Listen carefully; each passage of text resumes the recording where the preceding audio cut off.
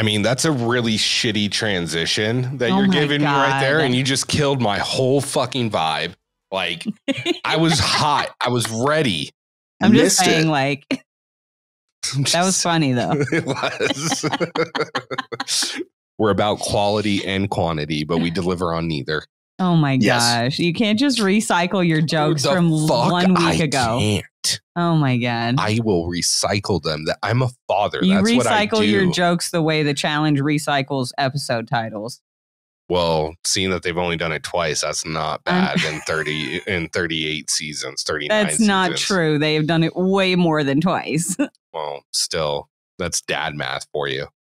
Get rich or die trying. Yeah. Oh my God. Independence Day. Okay, just don't forget about Ashley. I'm not going to. Yeah. Should put. What the fuck is should put? It's an auto-corrected shout-out. Pudget. Should put. What's her last name again? Pudget? No, Perry. Perry. Good thing I got that. What's her first? I got the first letter right. I mean, you were really close in that there are also letters in her last name, but that's about where the similarities stop. Ashley Perry. Okay. Like, Ashley Perry. Like Tyler Perry. But Ashley. Yeah, Ashley. Except her name's Ashley. Basically the same, really. Yeah, I mean, really, if you think about it, it honestly is. And I'm I'm going to end it there. I'm not going to lie. I continually get distracted by the fact that there's a counter in the top that says 99% uploading. And then it just keeps bouncing around. Yeah. Ours is lagging at 67. Almost nice. It's because we keep talking, though. Every time we talk, watch, it'll start over. See what I mean? It's just because we keep talking. Now I want to be quiet so it catches up. Mine only goes down to 97. Yeah. And then it goes right back up to 99. Ours hasn't got up above 60, like 6 or 7. Mine is equivalent to the number of red balloons that the song sings about. So how was this previous episode with Challenge Historian? Oh, it was really good. It was actually, we recorded yesterday. I think it's already up on his channel. Nice. But yeah, it was really good. We got it down to like an hour 20, which is a huge improvement on our 3-hour preseason interview, our preseason episode. But no, it was a lot of fun. We kind of have like a similar format to what we've got. Obviously, we're talking Survivor rather than the challenge. Yeah. But yeah, it's weird to be doing a Survivor podcast because that's where like my knowledge is. Sarah was listening to it. Actually, I think right before I went down to record, Sarah was listening to it. She's like, it's funny because like you're fairly confident on challenge fandom and like when you're talking about the challenge. But when you transition to talking about Survivor, it's like your confidence just skyrockets because that's what you know. Mm-hmm. And I was like, yeah, I can see that. Because sometimes you'll say something and where like I know that you know the old school challenge and everything else, I generally just be like, Karina is correct because I don't know. And I'm not going to risk that and be very wrong because you're usually right. Whereas with Survivor, I'm a bit more confident in the random shit that clogs my brain where I can't do basic math. So yeah, see, and I think it was opposite for us. Like when we did that one season where we did cover Survivor together. I always felt so like, I don't know the word I'm looking for, but like I was not confident at all anytime we talked about Survivor. And no matter like how much like Survivor I tried to like cram into my brain, it was like it just didn't. I never felt confident about it because it's just I'm such a challenge fan that like I try to look at it from that point of view, and it doesn't work in Survivor, just like Survivor doesn't work in the challenge, you know. And so it's like I don't know how to assess their gameplay because I don't know like. I was just going to say, I always felt like I was in too deep. Like I didn't I understood the gameplay, but I didn't understand the full perspective of knowing the history of Survivor and how influential certain moves were. Yeah. And without that context, it just, it doesn't ring true. You know what I mean? So, and it doesn't hold that value where I feel like even as much as I like the challenge and I'm into it, if we were talking football, I would have a completely different way of talking about it than I do the challenge. You know what I mean? So Well, yeah, and like there on this episode of Survivor Past, there was an advantage called safety without power. And Sarah's like, how does that work? And then my brain just started going, and I was like, in Winners at War, Jeremy Collins used it. He left Tribal Council. Basically, you sit at Tribal, go through the whole Tribal Council, and then peace out. And you don't have to vote, and you can't be voted for. And because of that, Sarah Lucina took Denise's vote. Kim played an idol on Denise, and then Tyson went back to Edge of Extinction. And that's just all up there. And just like came out, and I was like, cannot do basic math to save my life, but I can totally tell you what happened at a single Tribal Council in season 40. Yes. Right. See, I can tell you that the Buffalo Bills are the only team to go to 4 Super Bowls in a row and lose them all. I can also tell you that Peyton Manning has 5 MVPs and 2 Super Bowl wins. I can tell you that the Falcons have been to the Super Bowl twice. They've lost both times. First time to John Elway and the 1997/98 Denver Broncos. I can tell you who the starting quarterbacks, running backs, wide receivers, all of that right off the top of your head. Yeah. Right away. You asked me what I ate for lunch 4 days ago. I have no fucking clue. It's gone. Yeah. Gone. You want to know who the number 1 defense in 1985 was? It's the fucking Chicago Bears with fucking Mike Singletary and Richard the Fridge Perry, I believe is his name. I'm not 100% on that one. That one I'm not, but one of the best defenses of all time. I can tell you all that shit. Sarah says that I'm basically the in-house IMDb, because if she can't think of a movie or an actor, or there's somebody on TV and she's like, I don't know what I remember that person from, I will not only just be able to rattle off the movies that they've been in, I will like think about it for a second and then tell her the one that's most likely the one that she saw them. But went to film school, obsessed with movies, worked at 2 different video stores. Like, that's my job. And that's kind of like where my brain lives most of the time. Oh, Rick's doing stuff. No, I'm adjusting it so I don't have to like lean over and hunch down. Like, I want to be able to sit back, and with this new mic, I can do it. Yeah. And not be right up on it. So I would last second adjustments. Look, we got new shit. We got new stuff, everybody. New shit has come to light. Oh my gosh. We just switched our whole fucking recording procedures and programs. It's brand new to us. It's like a brand new fucking world. What is that? Who sings that, Tony? Stats in A Whole New World? Yeah. From Aladdin? Fuck yes. Thank you. I couldn't place it. Like, for some reason I was like, is that Celine Dion? That doesn't feel right. It's totally what it is. That doesn't feel right. A Whole New World from Titanic. With a side of Frozen at the end.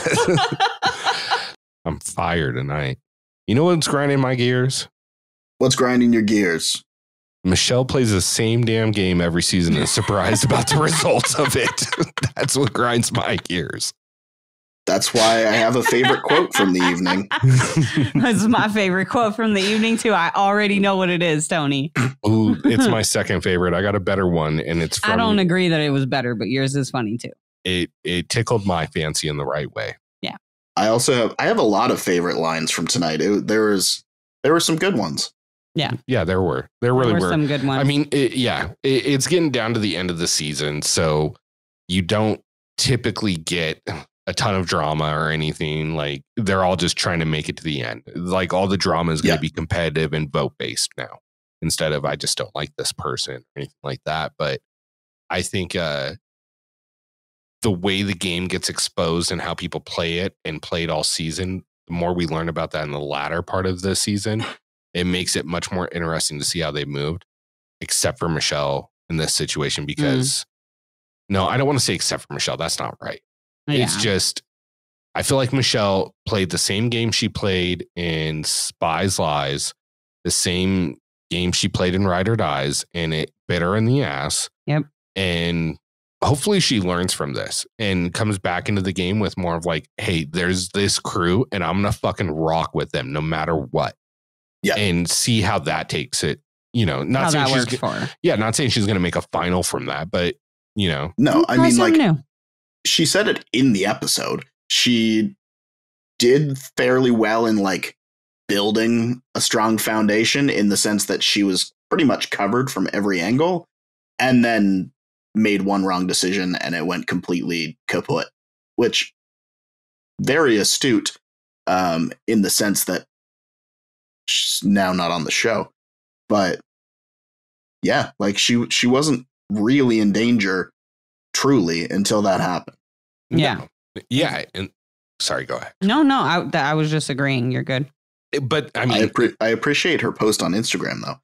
Her like, because everybody normally does the like, thanks for the opportunity. I've grown so much. Yeah. She just like, see you in 2 weeks. Yeah. For the people that don't like me, I'm sure you're happy. I'll see you in 2 weeks though. Oh, that's right. Yeah. That's right. Because she's like, on 39. Look, like as much as that's funny. Is like if Michelle ever heard what I just said, I would hope she didn't take offense to it, because I actually really enjoy her on TV. Yeah. I enjoy watching her. She makes for great TV. True. It's just like, don't fuck over the people that you're saying you're working with, and then you won't have this problem. I mean, yeah, might work like a little bit. She was on Spies Lies with Michaela, and then was like, well, we don't have to work with Survivor, but I'll still work with Tommy, who's on Survivor. And then you think that Michaela got in trouble for keeping notes. Do you think that she did not remember what happened the last time that you played together? Bye-bye. Yeah, come on. And I like both of them. Like Sarah said it best. She's like, you know what? I really like Michelle, but that was not a good move. She didn't have the foresight to see what the consequences was going to be to this move. She made it hastily without fully thinking it through. It's just how, though? That's my thing. Like, how? It's not like Michelle is stupid. Like, and that's my thing. It's not like she's stupid. It's not like she doesn't know how to play these games. So how did Michelle not expect any kind of repercussions from literally looking these girls in the face and telling them one thing and then going and literally doing the exact opposite? Like, how did you think that was going to work in your favor? Maybe they would have all quit. You don't know. Yeah. I mean, look, so tormented that they just all quit. And then she could have run the final with Tori. I was like, what the frick? Like, what? What? I mean, if I was Michelle, I'd be like, I would have fucking lied. I would have fucking lied. How are you going to lie in those smaller numbers? There is no way to lie. Yeah, you can't lie in that situation. You know what? Roll the intro music.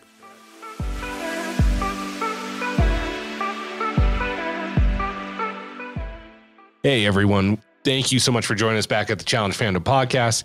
You got myself, Rick Hayes, my beautiful wife, Karina Hayes. And then, of course, we've got Tony, Stats, and then Info Lance. Dose, 2 people. And Mozzie. And Mozzie, fucking welcome back. It's been a sabbatical for Mozzie as well. Right. Freshly back from the groomers. Yep. Anyways, guys, we are back with another episode of the Trash Talk Roundtable, where we're going to be recapping Challenge USA 2. Where are we at? Episode 12 now? Yeah. 11? Or are we at 12? It's 12. This one's 12. I had to double check it because I was like, no way. But yeah. Yeah, because 11 was Slippery Business. And this one is Revenge Against the Ruins. Amongst the Ruins. What the fuck is this shit? Because they're in the ruins. Because they're in the ruins and revenge is happening. God. They got to do better. Yeah, for sure. They got to do better. For sure. But I'm saying at least this one makes sense, though. It relates to the show. Yeah, but... And isn't just a copy of the actual name of the daily. But now that I just saw the name of the daily, it's even fucking worse. Oh, the daily name Brain is squeeze? Terrible. Yeah. Horrid. It's because you have to use your brain and it's a tight squeeze. And it's a play on brain freeze. The elimination name is great, though. Hey, before we get going... We want to send a very big shout out to one of our listeners, Ashley Perry. Yes. Talked with her on Facebook. It was a great conversation. We want to thank you for listening and thank you for engaging with us and talking with us online. Yeah, and she's down to come on with us sometime. So you guys might be hearing her on with us. So see what happens. Eventually. The shit is real. We're not just talking about it. Like, we'll bring you on as long as we get to know you first. And as long as you can record like late on Friday nights. As long as you pass the vibe test. Yeah, you got to pass it. You got to pass it. Oh, sidebar. And I'll tell you this later, Tony. Watch the new Ninja Turtles. You were right. Yeah, I was. Yeah, you were. Anyways, we'll talk later. Big shout out to Ashley. Thank you so much for listening. We really do appreciate it very much. And you had some very kind words to say. And it made my heart go from 3 sizes too small to only 2 sizes too small. So thank you. With that being said, we're back to recap this Revenge Amongst the Ruins. That felt right with that voice. I was going to say, yeah. You want me to try that one more time? I can do it one more time. All right. Get it. Revenge Amongst the Ruins. Yeah. Sunday. Sounds like the 8th Harry Potter book or something like that. Yeah. It sounds like a really bad Steven Seagal movie. I mean, yeah, but I'd probably watch it because it came out in the 90s and it was on TBS Superstation. If Jean-Claude Van Damme was in it, so I was into that fucking shit. I was like, let's watch Bloodsport. What? Let's do that. Double Time? Okay. Street Fighter? You're not a good guy. Oh. Dennis Rodman? Oh, yeah. Fuck. Before Dennis Rodman got really crazy. I mean, in a good way. I like Dennis Rodman. I don't know nothing about Dennis Rodman. He played with Michael Jordan. He did. You know who else is from Chicago? Oh, God. The Bears. I don't know. I'm just, I don't know. I'm just fucking. I was like, oh, God. Solid transition. What are you going to say right now? Deep dish?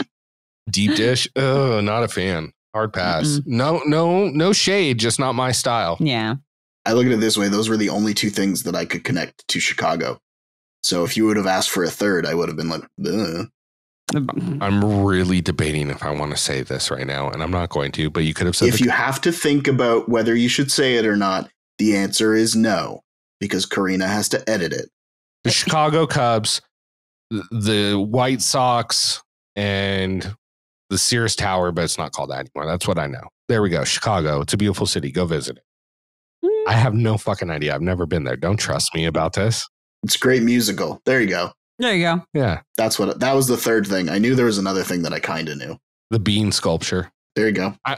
Welcome to the Chicago Fandom Podcast. What the fuck? I'm like, where did this even come from? I don't know. How did we even get started talking about it? Never mind. Please don't go back through the whole thing. Moving forward. So when we started the podcast at the top, we mentioned Ashley Perry.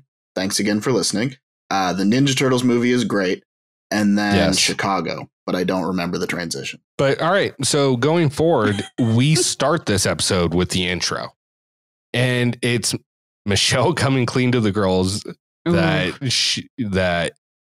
she didn't vote for Tori. She decided to vote for Chris. Yeah, vote for Chris because all the vets were voting for Chris. Which also, I just want to say, like, I just have to take back what I said last week because I was like, "Ooh, did she vote for Chanel?" But no, it was not Michelle who voted for Chanel. It was Cassidy. So here's what I was saying right before we got into the episode in the intro, which was you lie. You say, no, I voted for Tori. It must have been Chris. I mean, he obviously, is trying to play everybody. He lied about everything earlier. Yeah, no. I don't think they'd buy it. I think they go talk to Chris. Yeah, but you could pull it. You could pull it. I think maybe some people could maybe pull it. That's fair. Michelle, no, she does not have enough trust in this game. She doesn't have enough friends in this game. Fair. She's already gone back on her word once right in front of Chanel. So like when they were in the teams and they had that whole big thing. Yeah. So you know what I mean? Like I don't think there was anything. The minute Chanel grabbed anybody's ball off that wall besides Tori's and put it up that little shooter thing, that was it. That was the end of her game. You mean Michelle? That's the one. That'd be the one.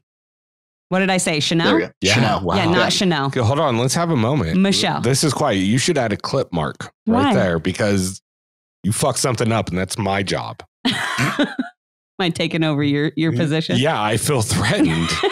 Fuck. If it makes you feel better, I'm pretty sure the Jean-Claude Van Damme and Dennis Rodman movie was Double Team, not Double Time. Yeah. Sorry, the screen keeps fading in and out whenever Karina decides to take a drink of coffee. Does it? Yeah. Take a drink of coffee and watch the camera. Yeah, I see. Yeah. I don't know why it does that, everybody. Well, I mean, we do know why. No. It's magic. Yeah. I've been reading too much Harry Potter now. My magic skills are coming out. Darkioso.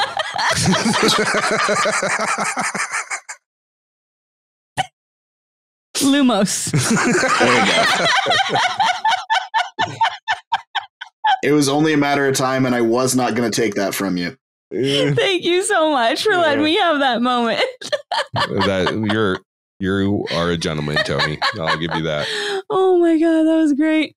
So to answer your question, I don't think that they would have bought for a second that Chris didn't go with them, because Chris is at a point where he doesn't have any allies other than the Survivor girls, and he is all in on that because those are the only people that have his back at this point.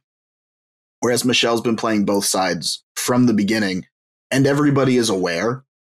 Like, everybody knows that she's playing both sides, but it's yet to really cause any damage.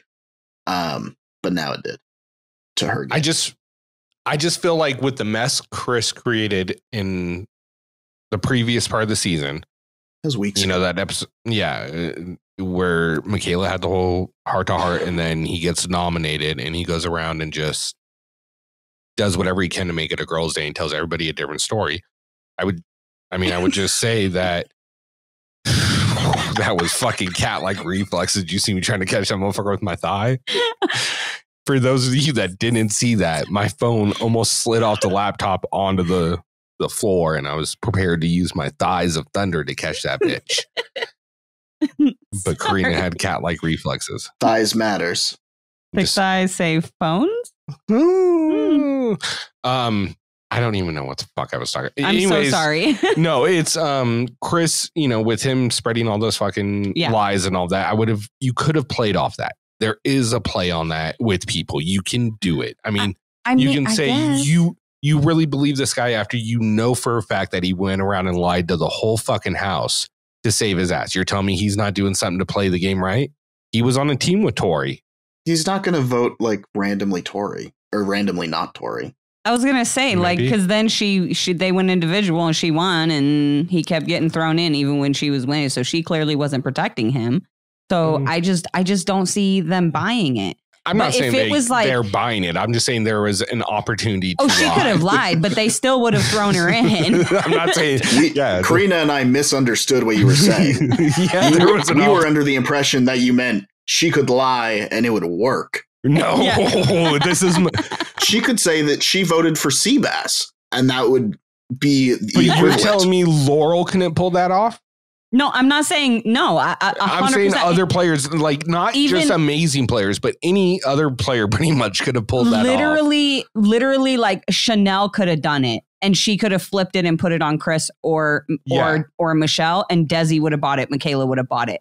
It's because it's Michelle and the reputation that she has playing this game and playing Survivor. Like, people just don't trust her. And that's the thing, is it's like, it's not just that one vote that she screwed over right there with Chanel. Like, it's been consistent on every season of the challenge she's been on every show she's been on. Like, she's consistently like been shady towards somebody that she's been working with. Yeah. So it's like, why would they think anything that they're any different? Yeah. I mean, it's just, I guess what we're saying at the end of the day is that Michelle doesn't have the social currency to pull off a lie. No. Not with these people and not at this point. Yeah, like if it was a couple weeks back and there were more people to potentially pin it on, yes. But the fact that the only people left are that alliance that are so close. Yeah. You know what I mean? Like that's hard to break. And especially if you don't have trust. It's so weird for me that, and look, obviously I'm proved wrong in these arguments. I just want to bring them up, because I think it's an interesting point, is the fact that like Chris was so far on the fucking outs of any alliance, literally 2 episodes. And now all of a sudden you're telling me that his word is bond with these girls. Like they're going to trust him. They're going to believe in him enough on a game decision like this. No, I don't think that his word is bond with them either. I think in that situation, because it was best for him and them. Like, because what does that do for Chris's game? He wants to make sure the strongest women are in the final. So that's why he wants to keep Tori in it.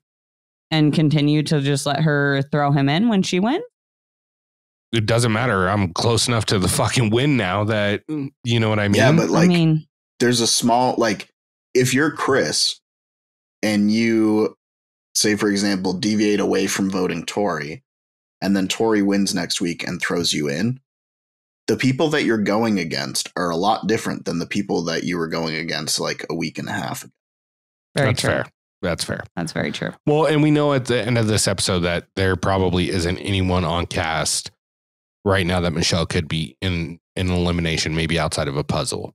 Like in a physical, it's just not going to happen. No. I mean, that's not her strength. Well, this was her best shot. Like the way that it played out was her best shot to take a W. Yeah. Mm-hmm. Yeah. It absolutely was. Yeah. And I appreciate that because it wasn't something like, I don't know, maybe she would be really fucking good at a pole wrestle. Who knows? Maybe. That's also not to say that Cassidy is a layup, because at this point, she is a wrecking ball for the girls' side, much like Underwood's a wrecking ball for the guys' side. 100%. Yeah. 100%. I mean, look, and that's the thing is, I think there's a real difference that needs to be made. Would I pick Cassidy to beat Michaela or Desi or Tori in a hall brawl? No. But one of these other games or a puzzle? Maybe.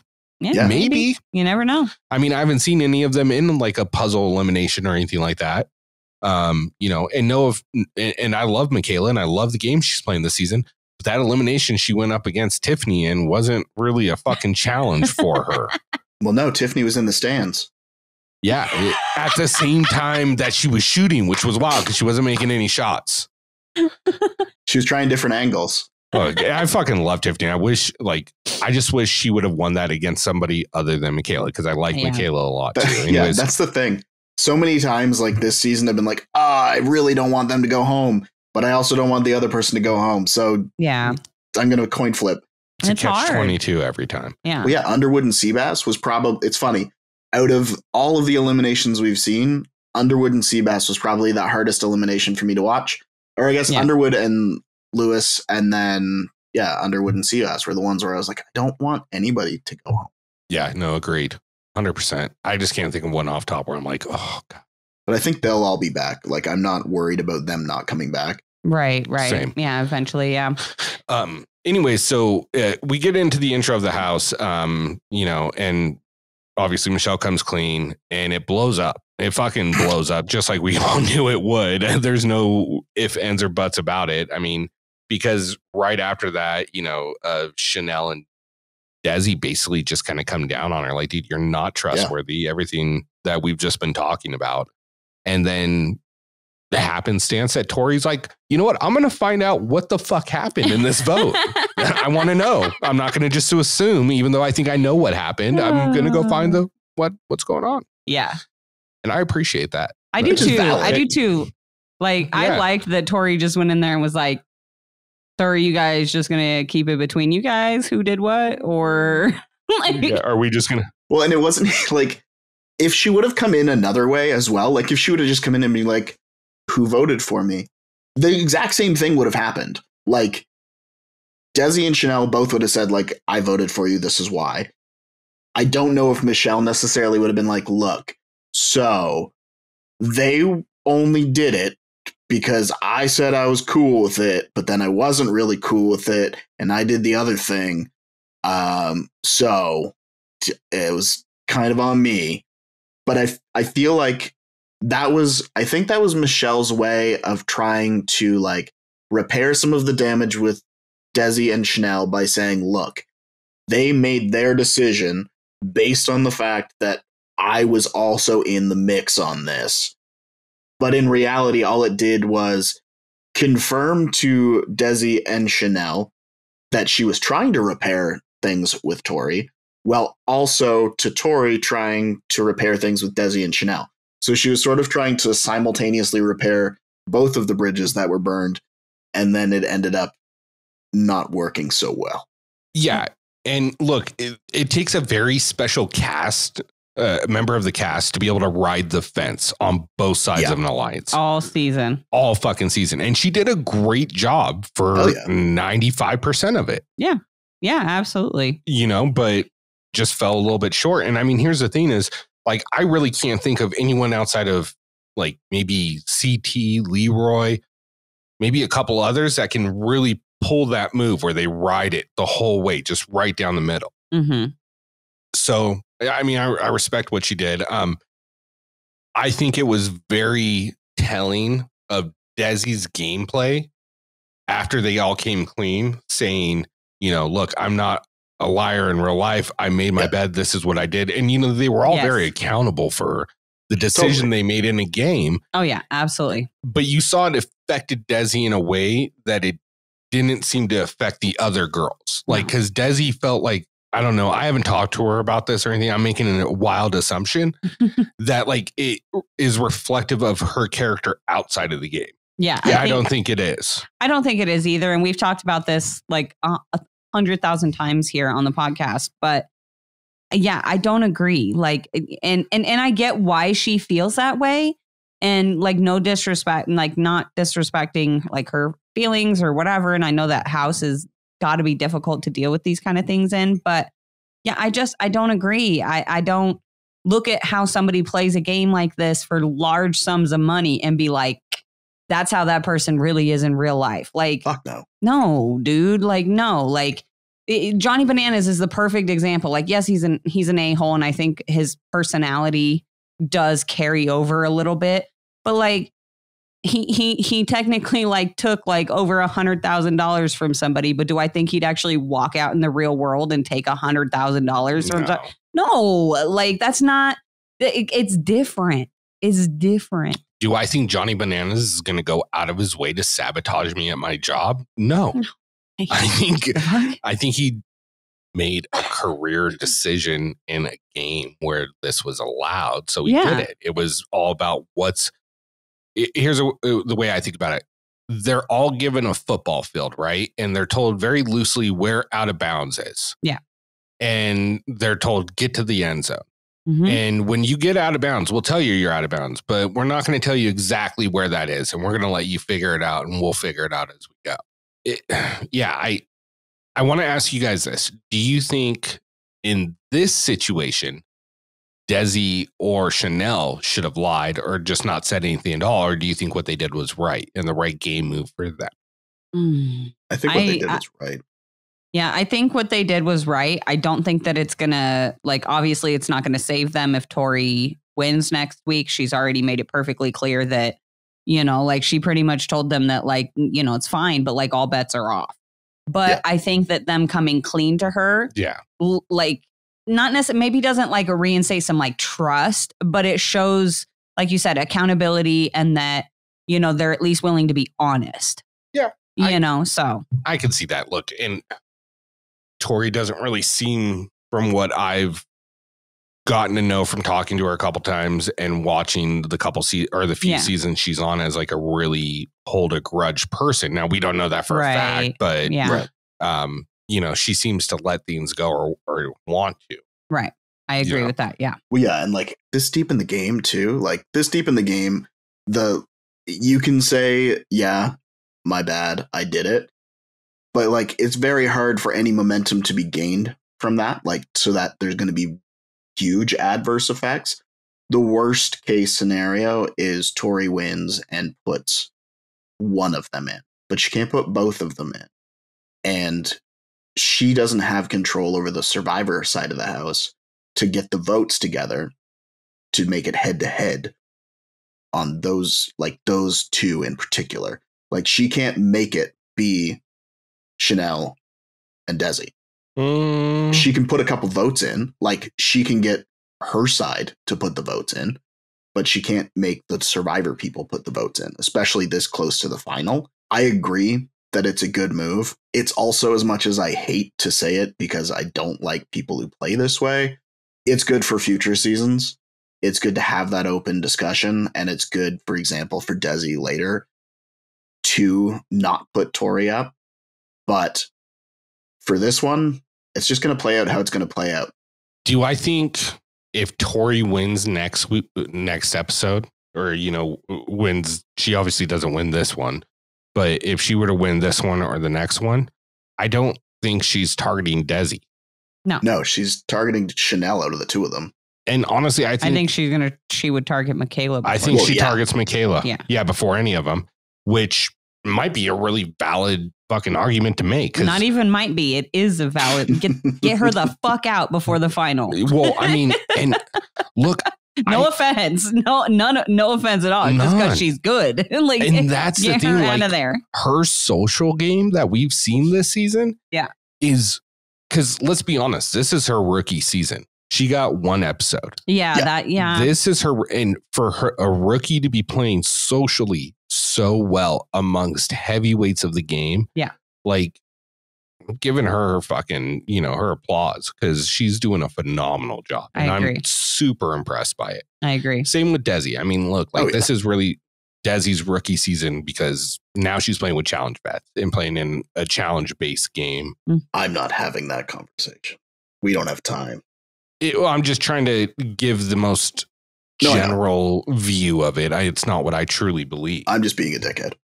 I know you are, and hive mind, and I get it. So let's move on. Josh in the next scene finally realizes he's made top 5, and this is the furthest he's ever made in the game. And he was so excited. He really was. I was excited for him. Yeah, that was cute. I liked that scene, and I know he's going to get a lot of shit for it. And I know the guys on the show gave him shit for it, and I know the fans are going to give him shit for it. But you know what? I liked that scene. That was really like wholesome and just like real. Here's the thing. I'm going to say 2 scenes that I know we're the Challenge fandom podcast. I don't really give a shit what the fans say about it. For me, like the scene where Desi and Chanel kind of fess up to Tori, that's not them apologizing to try to like gain favor with Tori. That's just saying like, yeah, we did it. This is how we're going to move forward. And clean slate, as much as a clean slate can be gained from that. And the same with Josh. Like, he's played a fair number of seasons, and this is as far as he's gotten. Let him fucking celebrate. Like, it serves, it does nothing. It does not impact you in the least to let Josh have his moment and be stoked for a guy who's worked his ass off. And like in the off season, like while he's been away from the show, he's been busting his ass so that when he came back, he could get this far. And like, power to him. Major props to Josh. Well, and I want to be clear. To me, there was only one person that made a comment. It wasn't multiple people that were kind of giving him shit. No. Like, I feel like Corey kind of gave him like one of those like friendly, like, this is furthest you made it, kind of things. But, Bananas was like, oh, you just figured that out? And it's like, can you not count? Yeah, Bananas is an ass. And I expect that from him. Bessie didn't say, at least from the edit, a fucking thing, which I appreciate because he understands where Josh is at and how much this means to Josh. Yes. And as much as I might rag on Bessie in previous seasons, I think he's played this season extremely well. Yes. I like Fessy based on this season. And I've grown to enjoy him this season in the game. He still gives us the tropes of, I played football, it wouldn't be right if we didn't hear that. That's like Corey telling us about his kids at this point. Yeah, exactly. So, I've enjoyed it, but the scene that comes later makes me really appreciate Fessy. And we'll get into that here in a little bit. Me too. I do agree with that. Yeah. There's like, there's one moment in particular that like, I like Fessy for this. Yeah. I do want to ask you guys this. This is the furthest Josh has made it. Do we think he's making the final? He's top 5, or do you think he loses in this next one? And I don't want like a detailed explanation, just yes or no, Josh making the final. Oh, I'm sticking with what I said last week. I don't think he's going to make it, unfortunately. I feel like they use him as the quote unquote best option to get to the final for the rest of them. I don't know how that plays out, but that's either way. I feel that Josh is in elimination next week. And so is Cassidy. He's got a 20% chance. He does. And I honestly hope he proves me wrong. I honestly hope to be proved wrong with this. Like, I want Josh to go to a final. And I'm not saying like I want Josh to win this final. I honestly don't think he could beat any of the guys that he would be running next to. But just for him to be able to run that final, to make it to that final and accomplish that, like, I would be so stoked for him. So I'm hoping to be proved wrong.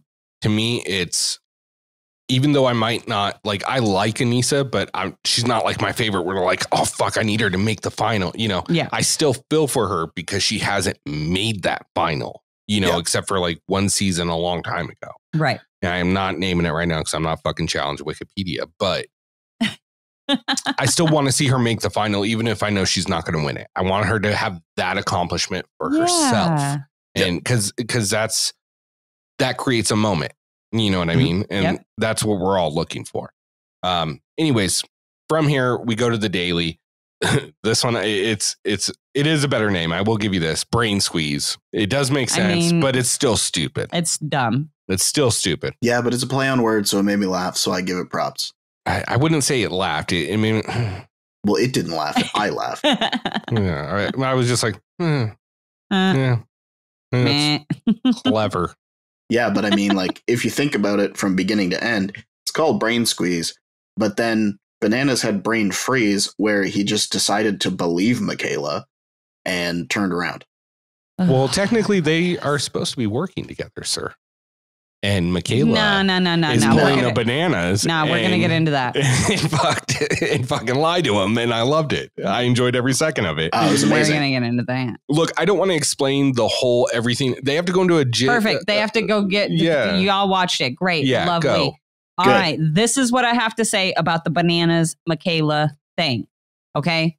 Yes. Bananas and Michaela had this like agreement, alliance. I don't even want to call it an alliance, but just like sort of an agreement with each other that they would kind of watch out for each other or whatever. However, very few times in this game do alliances or agreements apply to letting somebody else win the fucking daily. Normally it's, if I win, I will keep your ass safe, but that don't necessarily mean I'm going to help you win the daily. So no, I don't think that this was a breach of, if that agreement is still in effect between Bananas and Michaela, I don't think this was a breach of it.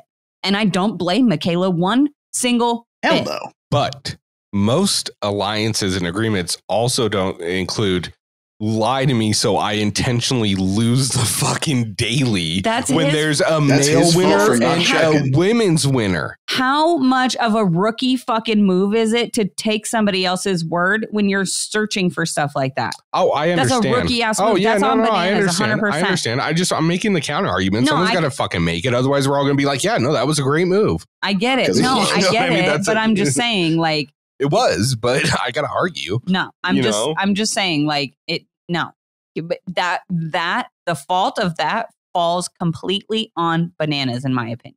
Oh, 100% it does. I just feel like if you made an agreement with someone, I don't disagree with the fact that Bananas would feel betrayed by that. Well, no, and I get feeling betrayed, but Bananas feels betrayed by a lot of things to use later because he was betrayed.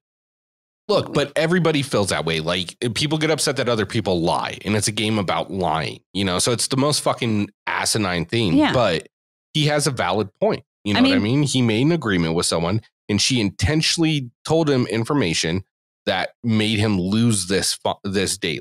But he never said that he felt betrayed by it. Well, it was never mentioned at all. All that happened was great attention to detail, Chris, was all that was said.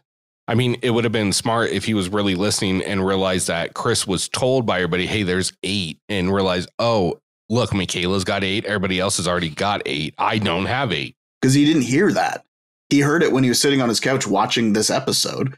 Well, they were all trying to solve their 7-piece puzzle when Chris went back because he only had 5. And then that was when Desi told him that there were 8. Well, and look, was it a great move? Yes, it was a beautifully well played move by Michaela, and I'm not upset about it at all. I just have to give you a counter argument. Otherwise, we're all going to be like, dude, Michaela's fucking great move, man. And I mean, no, look, don't get me wrong. Was it shady? Yeah, it was shady. But you also have to remember, like, yes, her and Bananas had this, like I said, this agreement or whatever you want to call it, that they made on week 6 or 7 or some shit like that, like almost half the season ago. But she came into this game with her Survivor Alliance, and that's always going to trump any kind of agreement that she makes with people in the game.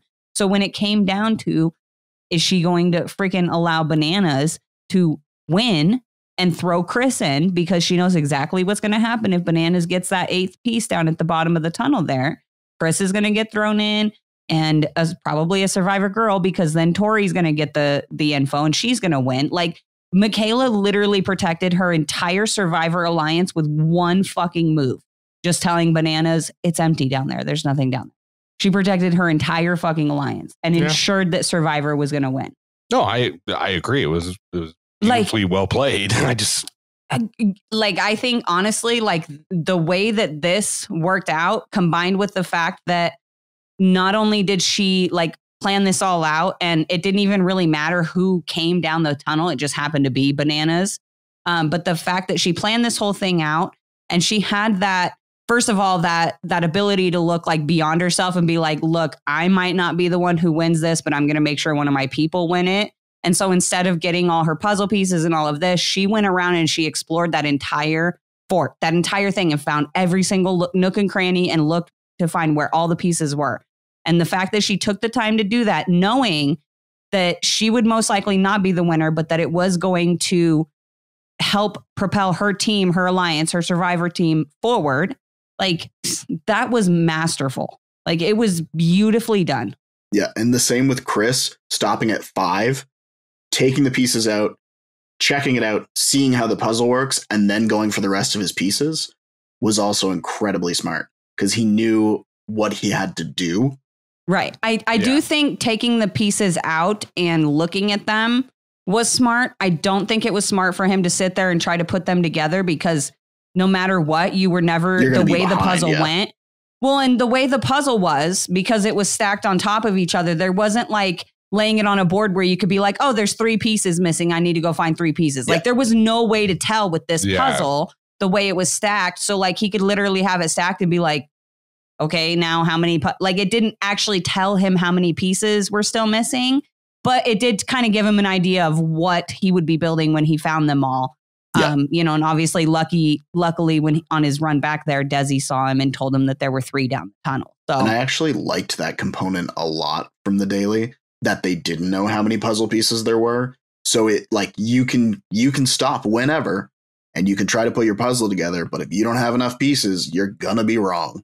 Well, and that was actually going to be my next 100%. Question is, how you guys, like what your guys' thoughts were, what you guys felt about this style of puzzle, because I actually really liked this because it forced them, at least some of them, to actually take the time to do what TJ said and go through that entire fort, all the ruins, and look for the pieces everywhere because they could be in plain sight or they could be hidden and, all that shit TJ said.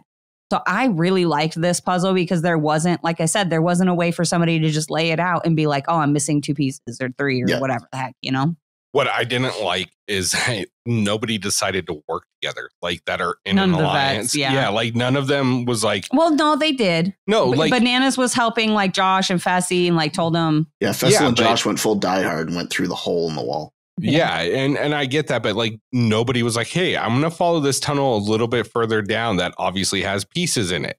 Yeah, I know. That was, like you know none what I mean? of the vets like they got 7, but they it. didn't decide to go further down to see if there was another piece. You know what I mean? And that's what blew my mind about it. But look, with that being said, as much as I'm making the counter argument for Bananas and how I think he should feel in this situation based on it, because at the end of the day, I think if the shoe was on the other foot, Michaela would make a big fucking deal out of this.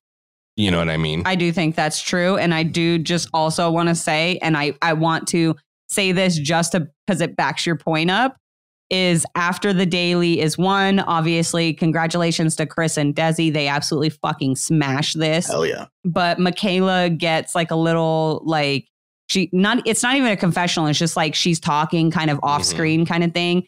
And she says, quote, Chris said, not today. Y'all even jumped him in the last challenge. And I'm like, what?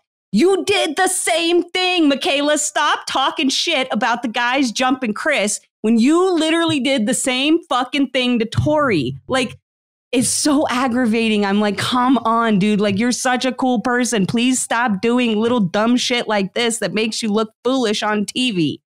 Well, there's my rant. Look, and one, I enjoyed this daily. I've been waiting for this kind of daily where it's an endurance base with like a puzzle or something. Like, because I think endurance and puzzle make for great dailies. Well, and that's the final. Yeah. Yeah.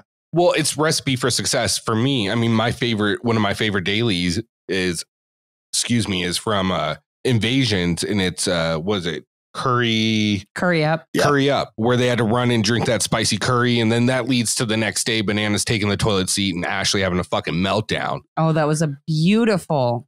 And the reason I'm bringing all this up is because there's a lot of similarities to meltdowns that we see later in this episode. Mm-hmm. And we'll go ahead and get into that once we get back from this break for Spotify for podcasters. Is that what it is now? Yeah, that's still, we didn't change our host. We just changed where we record everything. I'm just saying there's so much change. I'm so confused. I don't even know what to do with my hands. Hey, everyone. Welcome back to the Challenge Fandom Podcast. Thank you so much for sticking through that break. All right. So right after the daily, obviously, we get into a little bit of deliberations. But before the deliberations, we get some house time.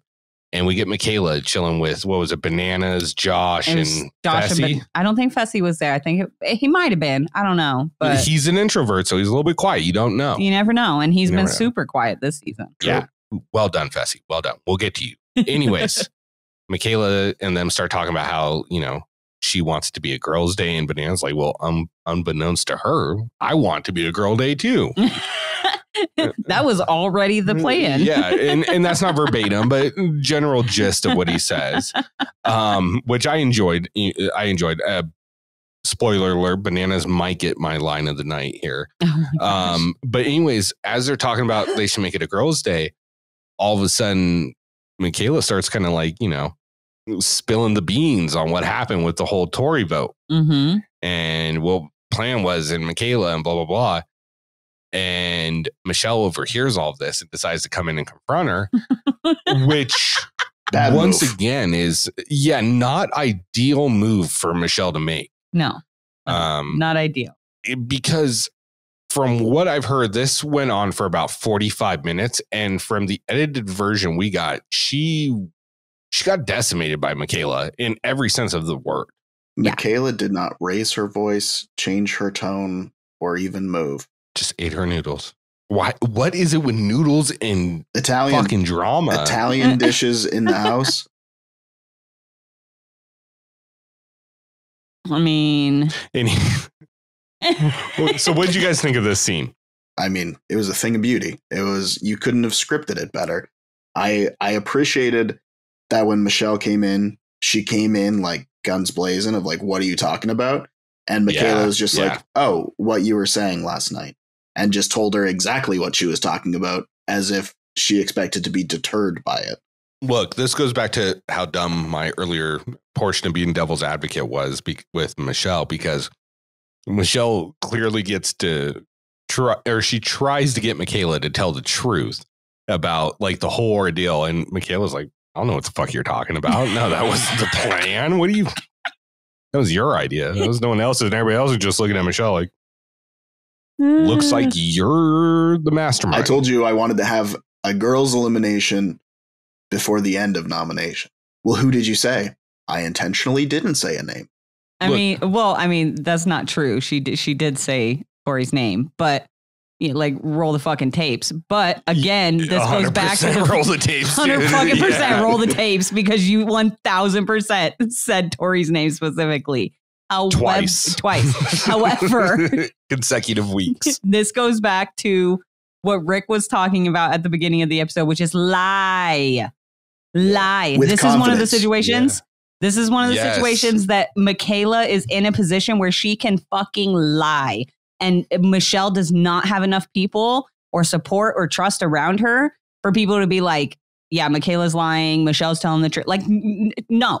And especially with the way Michelle was behaving and handling the situation, the way Michaela was, it was just, it was a no-win. It was great for TV. It was lovely for TV.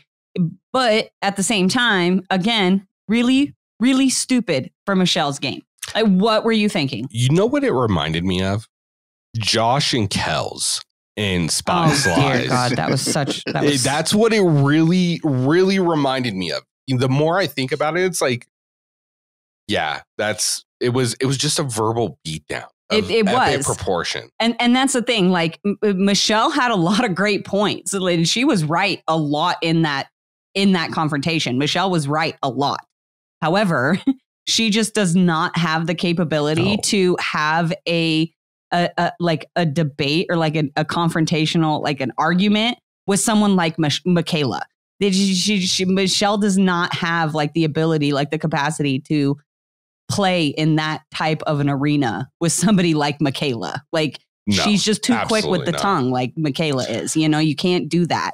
But again, highly fucking entertaining. And this is where my line of the night, my personal line of the night comes in, which is where Michelle tells Michaela, she's like, yeah, I'm a fucking mess, but I'm not a villain. And I lost my shit at this line, like especially hearing it unedited on Paramount and just like you really hear the inflection of her voice and like she's almost it's so everything about it was so perfect. Like you said, Tony, it couldn't have been scripted better. It was a perfect little fight and argument. But yes, Michelle got absolutely eaten alive. Well, and to be honest, this is what a large section of the fan base watches the challenge for, is for these little altercations that, and look, I enjoy the fact that it was over gameplay and not over something irrelevant to the season, in my opinion. Yeah. A guy or, you know, something. I heard you said that, no, it was like about the game. Yeah, exactly. And that's the thing, is it was relevant and it was a verbal fucking beatdown. Well, and I have no other words to describe it in my Rolodex of words. Yeah. Even like the confessional too of, play a different game if you want a different result. Exactly. Yeah. Like Rick said, absolute just verbal beatdown on Michelle. Yeah. And I don't even, the best part about it though, is I don't even think that Michelle really realized how bad she got her ass kicked in that room until like she did not realize that in that moment. Like she may not have even realized it until she watched it back on the episode recently. But yeah, she got manhandled verbally. So here's my thing. I want to have a little question session here. A little not a hypothetical, but which one do you prefer? And the question is, who gave it to Michelle worse? Michaela or Laurel? Ooh, I don't know. That one's tough. I almost feel like Laurel's was harsher. Yeah, I feel like Laurel's was harsher and like more deeply felt by Michelle. Michaela's, but I feel like Michaela's was longer, obviously, because like that Laurel thing didn't last very long. No. And you're saying that somebody informed you that this was like 45-minute fucking thing. Well, Michelle said it on social media. Oh, okay. Anyway, yeah, I don't know. I'm almost leaning more towards Laurel just because of like how badly it affected Michelle afterward. Well, it ruined her game. Well, I mean, yeah, and her having the confrontation with Michaela, I don't think ruined Michelle's game. I think her game was already ruined before that because of the Tori thing and everything else. So, like, I don't think this confrontation was. It didn't help, but I don't think it was like the determining factor of that's why we're sending her in. You know what I mean? But I just like the Laurel thing. Like she was a fucking crying mess after the Laurel thing happened. You know what I mean? Whereas like with this, like she just walked away like angry, like, okay, whatever, I'm done with it. Like, I feel like the Laurel one for some reason, I don't know if maybe she like wanted to be friends with Laurel and like that. And then seeing like that wasn't going to work out. Like Laurel was not down for that. Like, you know what I mean? It seemed like it affected her a little bit harsher. But we also didn't get an after effect of this because then she, you know, goes into elimination and goes home. So yeah, I feel like the after effect of this one is going to be felt for a few seasons because Michaela did it in a public forum. She did it in a setting where people came to the room when it was going down. And Michaela probably sowed enough doubt in Michelle's trustworthiness that the vets that she was working with, who were pretty much all in the room, are going to think twice before working with her again just because she's a vet. And that's true. I mean, Michaela did do this in front of two longstanding male vets. And Corey, you know, Bananas and yeah, exactly. You know, and Josh. So I disagree. And the reason I disagree is because in what part of this has she done the vets dirty? And even Tori admits to this is the fact that Michelle, at the end of the day, she didn't vote for Tori. So she's safe base for Tori. And even she admits that. Bananas and all of them and Josh and everybody else was sincerely sad to see her go. Well, they were all working with her. Fessy said that Michelle was his number one girl and that, Josh was his number one guy. I think it depends more on the direction the challenge goes. If USA is the only standard where we get half survivors or 1/3 survivors, then no, it's not going to affect her long-term position in the game. Mm-hmm. If it spills over to the flagship, though, where we start getting more and more survivors in there, then absolutely yes, it affects her game for multiple seasons. Right. It's almost not what Bananas did level, but it's going to be known that you can't trust Michelle. She's going to play both sides of the fence. Yeah, you know exactly. I mean? So I agree. Anyways, from this rocky road we're on, we go straight into fucking actual nominations, which was incredibly smooth. Yeah, it was like they were just having a nice little conversation over tea, some little sandwiches, those little triangle ones, like and some cucumber. It typically is when you have two people that are working together really strongly, like Chris and Desi are at this point. I mean, it was the same thing as when Bananas and Tori won. Like, it was a very simple nomination, and it's the same thing. Right.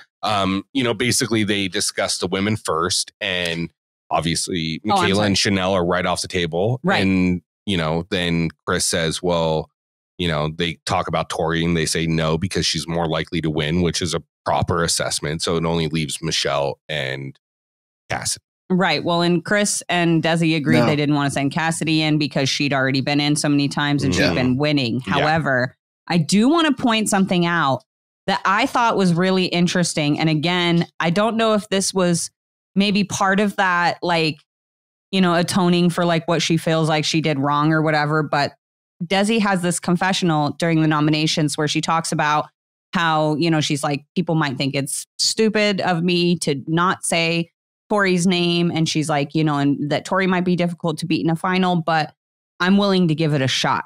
Meaning she's willing to run that final against Tori and just try to beat the best of the best. She's got the Goku mentality right now. And it wasn't even a confessional. She said it to Chris. Yeah. Oh, was it? Okay. Yeah. I couldn't remember if it was a confessional or just straight to Chris. But I really wanted to give her props for that because, like I said, I don't know if it's still just part of that, her feeling like she has to make up for what she feels like she did wrong to Tori in the game after what Tori did for her in the game. Or if she just legitimately is no, I want to run the final against the best so I can try to beat the best. I don't really know, but either way, I found it really commendable. And I loved that she said that. I think it curries a lot of favor. Yeah. And I think that it's a matter of her not saying Tori is her olive branch in regards to what happened last week. But I also think that it's not even necessarily, and I haven't talked to Desi about it, so I don't know. But I almost feel that these are the people that I've decided to play the game with.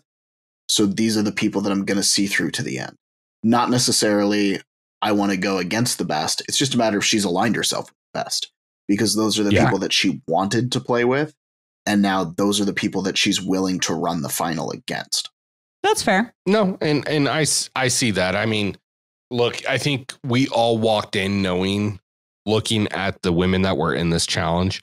Once we got down to where there was only 10 to 12 women, we knew who the top 4 were. Yeah. And it was pretty easy to see that it was the 3 in the Secret Garden and then Tori. Plus Tori, yeah. Yeah, and they've seen it for a while too. I think the only hiccup in that is John A and a few others, but I think it's been kind of a foregone conclusion, and it just happens to work out. I think her not saying Tori's name though, Tori's going to realize this, which she does, and it is going to build that favor because the odds, like everyone said, of Tori winning the daily, I would say, is 25%. Then here's my question: if Tori does win next week on the double elimination, knowing that it's that's it, that's the end, that's the last daily, does she throw Desi in, or does she throw in Michaela. Chanel, or it's if she's smart, it's Michaela. I wouldn't be surprised by Chanel. Yeah. I have this feeling she won't throw Desi in after this week. No. And also she if Tori wins, it's the best opportunity to take a shot at Michaela because pretty much throughout the entire individual portion of the game if Tori doesn't win pretty much Michaela. So that's the opportunity. Unless it's no, you know what? Tori's proved us wrong, because I was going to say she's pretty loyal and honest, but in Ride or Dies, she knew they weren't going to beat Mariah and Fessy. And that's why they threw him in against Bananas. Right. Yeah. You know, so could I see her throwing Desi in? Yes, but I think she thinks Michaela's her bigger threat. Yeah, I agree. And when you have like multiple threats like that, I see her like kind of weighing the option, be like, well, this one, you know, didn't throw me in. This one did, you know. Yeah. I mean, If makes sense. In all honesty, if Tori wins the next daily, I think she throws Cassidy in again. You think so? Really? She's already done it. It's the least amount of blood. It's the least amount of blood, but it doesn't matter at that point. It's right before the final. Yeah, it's the last daily. Like, there's nothing that she could do. In all honesty, and I do like Cassidy, but whoever she puts into elimination is going to pick Cassidy. So by putting Cassidy in, she forces the other girls in the house to cannibalize themselves. Make a decision. Yep. And it creates some animosity, perhaps, before going into the final. And Michelle's already gone, so they can't vote her in again. Exactly. So that's a good point. Yeah, they have to vote in one of their own. I talked myself into it. That makes more sense. Hive mind. Yep. Yeah, that actually does make sense. So they end up obviously going with Michelle for the girl. This one's so surprising to me. Yeah, then they break in to start talking about the guys, and the first like thing that Chris says right off the bat is like, yeah, Bananas is like a threat to the rest of the house, whatever, but he's kind of getting old. And Desi was like, I guess. Like, she's like, I don't know, bro. Oh, what are you doing? Honestly, I think that one hurt Bananas more than Michaela lying to him in the daily. When he saw that Chris called him old. Yeah. That was one of my favorite lines of the night. I assumed it was your line of the night, honestly. No, it was, that's pretty funny. It was close, but yeah, it was a good one. I liked that right out of the gate. He was like, Corey is loyal with an asterisk. Off the table. Because, so he is off the table. He is, yeah. He is the most loyal out of the four who have been disloyal to me this entire game. And then I agree with Corey. Doesn't make sense for Fessy because he's winning dailies. So on the off chance that, look, I don't foresee Fessy not throwing Chris in, but on the off chance that him putting Josh in means that Fessy won't say his name, it's a shot worth taking. Well, and look, here's my thing with the whole Fessy versus Josh, like who should Chris have said? I think Chris made the right decision to throw Josh in. Like you said, Fessy has more of a chance of winning, all of that. But at the same time, everybody else that we saw in the house before Chris and Desi went and sat down in nominations already knew that they wanted to make it a girls' day. So why would he put a target on himself by throwing Fessy in when he knows it's not going to be a guy day? Throw somebody in who's not going to win next week and come back at you for revenge for throwing them in and keep it pushing. You know what I mean? It's also a chance to just kind of say, like, as Chris in the house, having played this entire game so far, it's a way for him to say, I always remember when I was a kid, we had a neighbor who, like, they drank, like, they had Coca-Cola. It was theirs. Like, I wasn't allowed to touch it. He was one of my parents' friends. And I sat on the step next to him, and then he wasn't paying attention. And I was like maybe like 3 or 4. And I just reached over and I like wrapped my fingers on the bottom of the can of Coke, not to take it, but just to say, if I wanted it, I could have had it. And that's what I feel the vote for Josh was like, just to say, you know what? If I wanted you down there, I can get you down there. You're not untouchable. I think he did it. Same reason Desi didn't put Tori in. He knows that Fessy is more likely to win a daily and more likely to, I mean, he's going to put him in anyways. If Fessy wins, he's putting Chris in. Yeah. If any of the guys win, they're putting Chris in. But I have a feeling that it was, I think it was more along the lines of, I don't know. Maybe I'm completely off base here, which wouldn't be surprised. Josh presumably isn't going to win a daily because he hasn't thus far. Not to say he's incapable, but he hasn't won one yet this season. Right. And I think it was smart of Desi and Chris to say, look, I want to put people in that are most likely not coming back. Yep. Yeah. And I hate to say that because I love Josh. You know, I like him on the show. Like, he makes great reality TV, but I think the truth hurts, and it is what it is. His elimination record is not stellar thus far. Thus far. He ain't there yet. I'm not saying he ain't going to get there, but he's not there yet. That's why I said thus far. I do want to say, though, I don't remember exactly who said it to Fessel. It might have been Josh or Corey. Or Bananas, since those are the only ones left. Anyway, said to Fessel that, you know, he said something along the lines of, you know, oh, well, he's like, I'm so shocked I didn't get put in. And he was like, oh, well, he's probably just trying to, like, you know, make up with you and like try to like make some sort of a line. I don't necessarily think, I don't agree with that. I don't think that Chris went in and was like, oh, I'm going to save Fessy and then he's going to want to work with me. Like, I don't think it was like that at fucking all. Like I said, I can't remember who said it to Fessel in the house. It was it Corey? Yeah. Okay. No, that is not that. I don't believe that for one damn second. Chris is not stupid. He knows no matter who he put into that elimination, if anybody wins next daily, he's going in. Like, he knows that. He knows there's no fixing his position in the game at this point. He just has to fucking win. You know, that's the only way he's saying without having to do another elimination is he has to fucking win the next daily. So I just wanted to point that out because I thought that was like, I don't know if it was like Corey like trying to like ego boost Fessy, or I don't know what that was, but I was like, no, that's not, you're so late in the game. I don't think Chris is that stupid to think that he could all of a sudden make Fessy an ally by not putting him in. Like, no. I think it was just a misread of the situation. Yeah.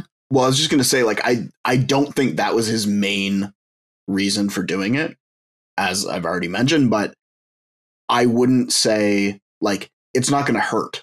It's not going to help, but it's not going to hurt by not saying Fessy's name on the off chance that he wins and on the off chance that he's like, you know what, this is an opportunity to take a shot at Bananas, who's won 7 times, and I can potentially get him outright. Well, and I think it boils down to there are certain situations in this game where one decision can fuck your game permanently. And there's other decisions where it's not going to hinder you or really improve your position. It's just going to get you by. And I feel like this is one of those moves for Chris. It's just going to get him by. Yes, exactly. You know, I would love to see Fessy win, go to deliberation, and as he puts Bananas' ball up on that shelf, just say, this is for Operation Hat Trick. Oh my God, it would be amazing because like it was so inconsequential that he was like, you know what? I've made this entire plan, but I'm not going to stick by it. Fessel. That it would just be amazing if that actually came back and had some bearing on the final. That would be glorious. It won't happen, but it would be hilarious, and I would fall out of my chair laughing. Yeah. That's how I feel about like 99% of my predictions about stuff. You know what I mean?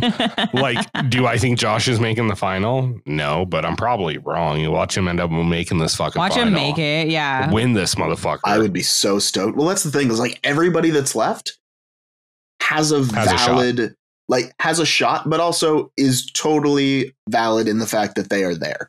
I got spoiled really early on the final 10 because Twitter suggested a tweet to me that was Gamer Vev that was the final 10. And I was like, seriously, like I don't follow them for a reason. And then that showed up and I was like, cool. So before it started, I know who is the final 10. But the fan in me was also stoked that it was predominantly Survivor. And I mean, here's the thing is, well, no, you know what? I don't see Cassidy winning this final if she gets into it. I just don't see it. I think the competition on the women's side is too steep, no matter who the other 3 she goes in against. Yeah, I agree. Yeah, it's tough. It's an uphill battle, and that's no discredit to her, but it's like those gals are there to play. Like this last 5 is probably the strongest last 5 women I've seen in a long time. Yeah. In a long time. You know what I mean? Yeah. So anyways, they go in, they put the balls up with the names on it of who they're nominating. Sorry, I'm a child.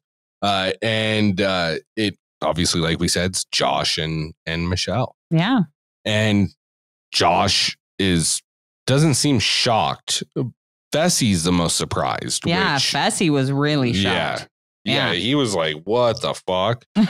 He was sure he was going in. I did like how Josh had like the composure and the control to be like, dude, if I just stay calm, everybody's going to stick with making it a girls' day. So I just got to keep calm and not freak the fuck out. And respecting the game, respecting the move, respecting the players, and just being chill and being like completely in control. Props to Josh. Because I'm sure people are going to shit on him for every other thing that he did every other time that they can find. But like, first off, fuck off. Second off, like, props to Josh.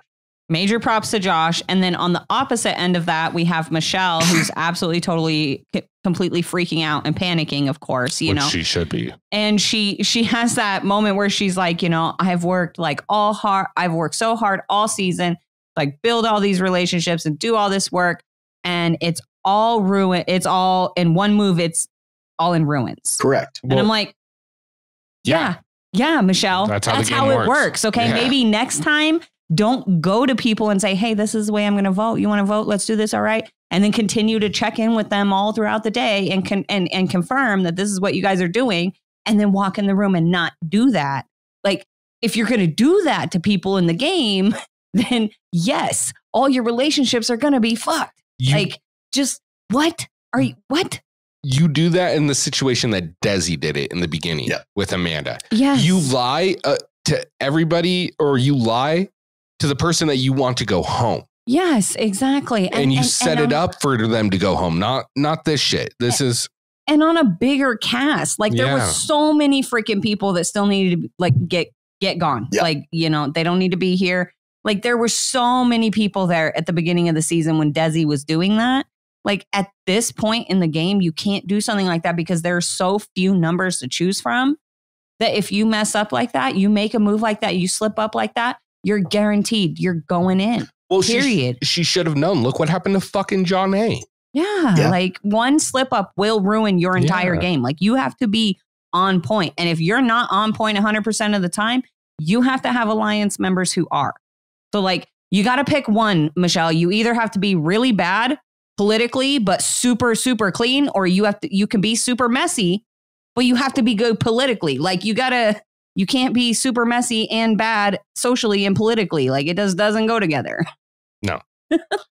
So in the next scene, we get Cassidy talking about how she feels like she's being targeted, which she is. Yep. Mm-hmm. And like, I know she's self-conscious, feels like she thinks she's a layup. I mean, you're not a layup. You've already gone into 2 eliminations and won a bow. Yep. I think it's because people treat her like she's a layup. Yeah. Look, to me, you're not a layup. You're just not in the fucking alliance is what it boils down to. That's really what it is. Yeah. You know, and with Tori, you're just not high enough on the totem pole for her not to vote in as far as all the girls go. And I feel like, I think she said that she was just the scapegoat somewhere in this episode, that she was just like the scapegoat that they keep putting in.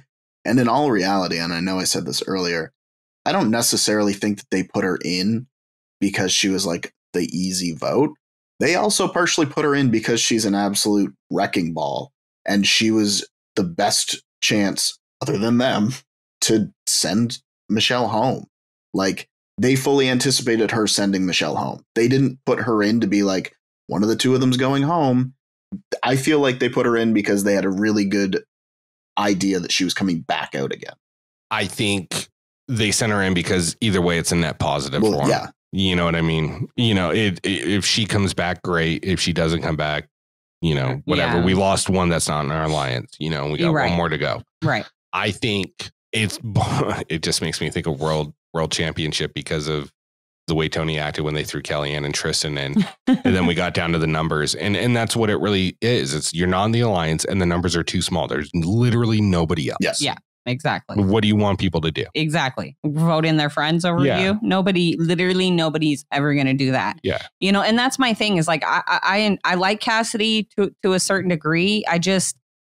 There's just little things like all this, you know, we had the whole like absolute meltdown freak out after the West vote, you know, and then like the Michaela thing, all of this stuff. And then now it's like, it needs to be fair, right? Everybody needs to earn their spot. And it's like, honey, if you're playing this whole season through and not getting sent into elimination, you're doing something right. You're earning even your though spot. Chanel has not been put into elimination does not mean that she doesn't deserve to be where she's at in this season, because she has put in the work. And maybe you've put in the work physically going into eliminations, but she put in the work socially so that she didn't have to go into eliminations. And that counts too. Like, I don't care what anybody says. I know eliminations and all of that stuff are super, super, super impressive, blah, blah, blah, blah, blah. Yeah, no, you're right. The entire point of the game is to avoid elimination. So like, I personally find a lot of value in people who can go an entire season without seeing an elimination and make it to the final. That's fucking impressive to me. In my opinion, what Cassidy fucked up doing was she got too caught up in the team aspect of this game. And then once it went non-team individual, she hadn't built the alliances outside of her team or a secure alliance within her team to make her safe. I do agree with that. And I also think that Cassidy might have had like a different idea of how things were going to go for her this season. You know, she's mentioned quite a few times, like relating things back to, oh, you know, well, I won 3 immunities or whatever it was on Survivor. Like, she performed really well on Survivor. And I think she was thinking in her head, like, she would come on the challenge and she'd win a bunch of dailies by, you know, herself too. But it's like, you have to realize that like the types of games and stuff that they do on Survivor is nothing compared to what you're going to be doing on the challenge. It is very, very, very different. And just because you're good at the certain games that they play on Survivor doesn't mean you're going to be good at the stuff that they play on the challenge, especially when you're like hanging off of trucks and like all this stuff. Like, they don't do that kind of stuff on Survivor. Like, when you get like those puzzles and shit, like, yeah, you're probably going to rock it. And she did really good at stuff like that. But I think that maybe she just had like a different idea of how it was going to go for her when she came into this game, because she did so well on Survivor. And because she picked her team. Yeah. Yeah, she got to pick her team and like all this stuff. And they had a bunch of survivors and she thought they were going to be like Survivor and blue team strong and like all this stuff like all season. And I think she thought even when they went individual that like the blue team alliance would continue to hold strong, that the Survivor alliance would, you know. And again, that's a very Survivor mentality, because a lot of the time that's how it works when the tribes go individual, is those tribes will still stick together and try to work together to get out the other tribe members, even though everybody's individual, you know? So it's still a very like Survivor type mindset. And it's like, that shit doesn't happen in the challenge. Once you go individual, it's every man for themselves, pretty much. Who you've built that relationship with. Exactly. And that's the thing, is that's where rookies are always at the short end of the stick, is that they don't have 3 seasons of built relationships. Right. Like, you're never going to get Tori or Bananas to vote Tori over you. It's never going to happen. Right. Especially the way this season's formatted, where the alliances that she could probably pull from the guy's side by working with them and trying to give them information isn't going to work, because the guys want the strongest women they can have. And even though she's strong at certain aspects, she's perceived weak when it comes to running a final. Right. In comparison to who's left. And, you know, maybe that perspective is incorrect, but until we see differently, you can't argue with their perspective on this. Yeah. And, you know, I don't know. I like Cassidy. Do I think if she made it to the final, would she win? No, I don't think so. I think it depends on who she's running against, but like this final, left? No. I thought you just were saying like overall, does she have the capability? I'm talking just strictly this season. Yeah, I'm talking strictly this season. Yeah. No, she would not win this final. There's no way she's beating Desi, Tori, Michaela, or Chanel. Like whoever out of those girls, any of them, whichever one goes home, the rest of them, no way she's fucking playing, beating them. You know what I mean? She could bring in Enzo as a mercenary. Only if it fucks up somebody else's side. Anyways, after this, this is one of the better moments of the show. And look, I'm going to be honest, no hate against Josh, but it really isn't a challenge season until you get Josh getting super emotional over a nomination or vote. And the fact that it's happened twice with the West vote at the end of that elimination, which I really loved. And then this one with another one coming, it creates like a really, I don't know, how do I want to say this? It shows you a vulnerability that not a lot of people show in the challenge, especially on the men's side. Yeah. And with that being said, it also showed how much work and how much passion and how much dedication Josh has for this particular, for doing the challenge and wanting to make the final. 100%. And it creates a connection, in my opinion. I agree 100%. I mean, and look, do I think that some of his like emotional outburst was probably stemmed from being put into elimination, like up as nomination? Yes, I do. But, I do also think that he has those feelings that he was expressing to Fessy and all the guys out there about, not feeling like he's earned where he is and how he wants to feel like he earned it. Yeah. Not just that he made it there, but that he earned it. And it like you said, it's just it's authentic and it's real. And it's something that like the fans can and the audience can relate with, because that's exactly how I would fucking probably be feeling, honestly. Yeah. Like, I wouldn't get that far. I could not even imagine. If I managed to, I would definitely feel that way. I mean, we talked about it towards the beginning of the season. I think it was like episode 2 or 3 or whatever. We talked about imposter syndrome because of, the things that Desi was going through. And there was somebody else who was struggling with it. I can't remember exactly Tiffany. There you go. And that shit is real. That shit is real. And, this is his first time being this deep in the game, having that final just right there within reach. Yeah. This is his first time. And so like that feeling of feeling like you don't belong where you are with everybody else on the level where everybody else is, like, that's fucking relatable, man. And it's sad too. Like, it sucks. I feel bad for the guy. Like, and I think Fessy says this not in any way the same way I'm going to say it, but at that point, you look at Josh and say, dude, that's your ego talking. Mm-hmm. Yeah. That's your ego of comparing yourself to who's you're sitting next to. Yeah. And you can't compare your story to their story. It's totally night and day. But even if Josh doesn't go into an elimination, which he talks about, like he wants to go against Chris next week to guarantee that he's. Now that's ego. That right there is huge ego. Misplaced ego. It's a bad move. Yes. Even if he don't do it, Josh. And to me, even if he doesn't go into that elimination, which I don't think he'll follow through on. I hope not. And it's a hell of a fucking shot in the dark saying Chris is gonna fucking be in that elimination, because Chris is shown to be a strong fucking daily competitor. But my thing is you've still earned your spot regardless, because you played the game right. Yes. To get this far. You haven't even been voted in until this point. Yeah, exactly. Like, you've gotten maybe 2 or 3 votes all season. Cassie gets 2 or 3 votes the weeks she doesn't go into elimination. You know what I mean? Yeah. Like, so you've earned your spot regardless, in my opinion. Yeah. That would be like saying, oh, well, CT didn't earn his spot in fucking, Spies Lies or whatever one they didn't go into an elimination, whichever one he didn't go into an elimination in. It's bullshit. No one's going to fucking say that. Yeah. No, you played the game right. You got to the end. And if you win it, congratulations. You played a perfect season. Yep. Yeah. Point blank. Agreed.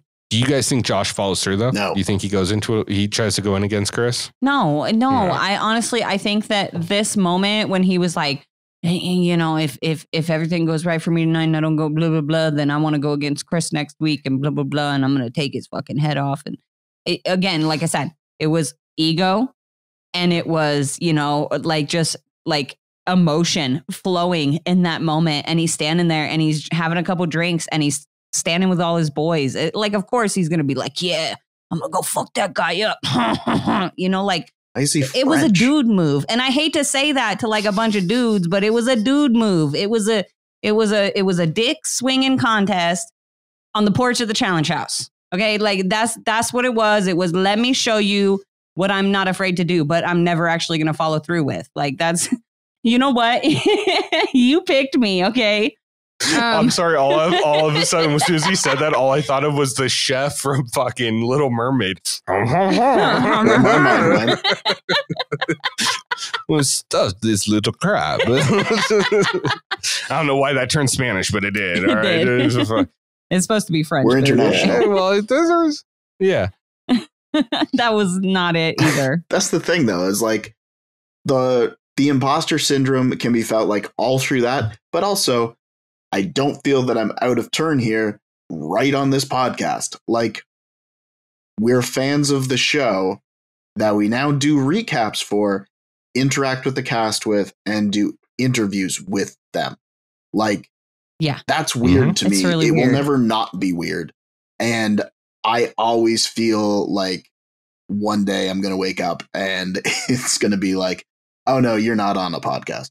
Yeah, just kidding. No, and that's true. And like, I know we make jokes about it all the time. Like, oh my God, I can't believe you guys actually listen to us or watch us or whatever. It's real though. It's for real. Like, it's for real. Like, and there's times where like I've gotten messages from people who like write into the fandom like podcast page on IG and they're like, say something, whatever. And then I'll reply. And then they're like, oh my God, I can't believe you replied. Like, you guys are famous. And it's like, nah, bro, we're not famous. Oh man, I drive a 2008 Ford Escape. I am not fucking famous. All right, it's not. Yeah, I don't even know how we're here. Like, what do you? I've got wood paneling on certain walls. I'm not fucking famous. Get the fuck out of here with It's like decorative though.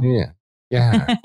But here's my thing is, and that's kind of, shout out to Ashley once again, Ashley Perry. But yeah, I get it. But at the same time, there's a difference between where we're standing and where Josh is standing. Josh has done fucking 7 seasons of the challenge. Obviously, he belongs. If he didn't belong, he wouldn't have done 7 fucking seasons of the challenge. Agreed. How many fucking one and dones are there in the history of the challenge? Leave Joseph alone. Compared to, well, Mustard might make a comeback. You never know. Colonel Mustard. How many people have done 7 seasons? Yeah. Let alone 7 seasons damn near in a row. Yeah, exactly. You know what I mean? So that's my thing. I agree. All right. So anyways, my favorite part of this whole fucking episode, and I know it's stupid, but I enjoyed it, was when they were all walking to go make the votes. And it's, I believe, Chanel. Yeah, Chanel and Bananas. And Bananas is eating a fucking banana as they're walking to make the votes. And she goes, isn't it ironic that Bananas is eating a banana? And he's like, it's cannibalism. They're probably going to blur this out. It's another bite. Like, I fucking died on that because the next scene they cut in Bananas, banana was not blurred out, but they superimposed a picture of banana over the banana. Of bananas over the banana. Yeah. That Bananas was holding in his banana hand. It was a fucking bananaception. All right. And then he left his banana peel on the floor and Michaela was like, this is gross. Look, and you want to know how I know I have spent way too much time with my kids? Because as soon as he did that, I was like, someone's going to fucking spin out in Mario Kart. The whole time I was just like, every person that just kept walking past it. And then Michaela comes in and she like picks it up. I was like, oh, party pooper. Yeah. So from this scene, we go, we know how the votes are falling. Everybody basically announces as they're putting the fucking ball in there that they're going to vote Chanel. You mean Cassidy? Sorry, Cassidy. So we go into Except for 2 people, but yeah. Did you catch the magic trick that happened while everybody was getting ready to go to the elimination? No, what was that? So Fessel picks up his shirt. Oh, I did. Yeah. And then when he pulls it down, it's and Corey. And then when it comes back into frame, it's Corey. He turned into Corey. Well, Tiffany's in 2 places at one time. True. So holler. I'm just saying I can do the shirt flicky trick for us too. What, on TikTok? Yeah, or wherever. It doesn't matter. It's just a video editing trick. So haunted. Oh my God, you're so lame. Move on. Anyways, elimination. Hot Wheel. I refuse to not make that plural because there was 2 there of them. There were 2 wheels. It was Hot Wheels. I think they just can't say because it's trademarked. What if they put a Z? I don't know that for a fact or anything. That could be completely false. It probably is, though. That makes sense. I should probably ask Xavier. He would let me know because he does do business in corporate law. Yeah. I don't know if he specializes in. Anyways, that's going down a long path that we don't. I thought you just meant like he liked Hot Wheels and he'd be able to tell you if it was trademarked. If that was the case, Luke would be the fucking expert on Hot Wheels. Dude, so when I was doing the rewatch earlier, he was hanging out in the living room with me. Mm-hmm. And it like was at the elimination part. And TJ's like, he's like, oh, your elimination tonight is called Hot Wheel. And like Luke looked up from his little tablet and he like looked at this and just pure disappointment on his face because he was expecting Hot Wheels, TJ. Yeah. Okay. What is this shit? So we get to see how the votes break down. Corey got 1 vote. That's from Michelle, which makes sense. She's not going to vote Fessy. She's not going to vote Bananas. Corey's just a low guy on her totem pole. Yeah. Chanel got 1, which from Cassidy. And then the other 7 all fell on Cassidy. But it doesn't matter because they're going into the hopper of chance. The hopper. Get to the hopper. I mean, it does matter, though, because Cassidy's name is still in there, pulled out of the hopper because it's in there 7 times. Anyways, long story short, Cassie gets picked. And so we're getting a girls' elimination. We're getting Cassie versus Michelle, which honestly, I think is the most, outside of maybe Michaela Tori, might be the most evenly matched. Yeah, or like Chanel Tori. Yeah, like just size and build and stuff. Yeah, I agree with that. Same with Desi. I like TJ's response to Cassidy when she came down. What didn't we talk about this? Yeah. Cassidy, I thought we've been over this. You're not supposed to be here. Right? Yeah. Yeah, that was pretty fucking good. Yeah. I don't really know how to explain this other than they have a long bar with 2 wheels attached to it and they have to fucking light some shit on fire. Try to push the torch between them and light. Kick some tires and light some fires. Thank you. I watched this fucking shit twice. No fucking clue what my strategy would be going into this because I still don't really understand. It's one of those things that I feel like you have to be there and actually physically figure it out. Like they alternated on either side of it and the flame was in the middle. So you had to push or pull to your side and get yours. No, I understand how it worked. I said I don't know how I would create my strategy to it. Yeah. Like I don't understand the strategy to it without actually physically being there doing it. Like it's just beyond my grasp. But I am a simple-minded person. As soon as he says go, you push your wheel really fast and hope that you knock the other person out. And then you just do your 6. They had mouth guards for a reason, Rick. It didn't work for Wes that well against Yes. I mean, it did, but it didn't. Here's a question for you. If this is on MTV rather than CBS, do they get mouth guards for this elimination? No. I mean, I think they do, but probably not the ones that they had. Yeah. They'd get like the little like Pop Warner, like Pee Wee football. They'd get Invisalign and they'd be like, yeah, I'm sure that's fine. Yeah, that'll be good. That'll do good. And you guys will be all right. The fact that they have both shirts and hoodies that have their name on it is a CBS thing. Yeah. That's not an MTV. Let's be real. Anyways, look, they have to light 6 targets. First one to 6 wins. Look, there's not much to say about this elimination. It was a Cassidy show. Yeah. And honestly, I just want to say and I kind of wanted to touch on this topic with you guys while we're on here tonight is, first of all, this elimination, it looked really fucking difficult. Yeah. Like really, really difficult. And watching the crowd watch them, it looked like it was fun for the live crowd to watch. But this was not made for TV. This was not enjoyable to watch through the TV, at least not in my experience. But I feel like I've felt that way about quite a few of the eliminations that have, and some of the dailies even, but mostly the eliminations that have happened this season. Like, I feel like we've said this a lot of times on our recaps is, well, we don't really have much to say about the elimination. Like, because they're so hard to like express into words or to enjoy on from a television perspective. And I wonder why that's happening so frequently. I think it's because like for the eliminations, there's not a lot of steps to them. It's like, this is a thing you do. The person who does it the best stays. Whereas the dailies, there's so many layers to it that you can actually dissect the whole thing properly. Whereas like this elimination, like you push or pull your wheel and turn it to light things on fire and make sure that the other person doesn't light theirs on fire. And that's the extent of it. Like they don't leave where they're standing versus the daily where they were running through the whole ruins with like, how many puzzle pieces do you need? How do you put the puzzle together? Do you actually trust the people that are telling you how many are left?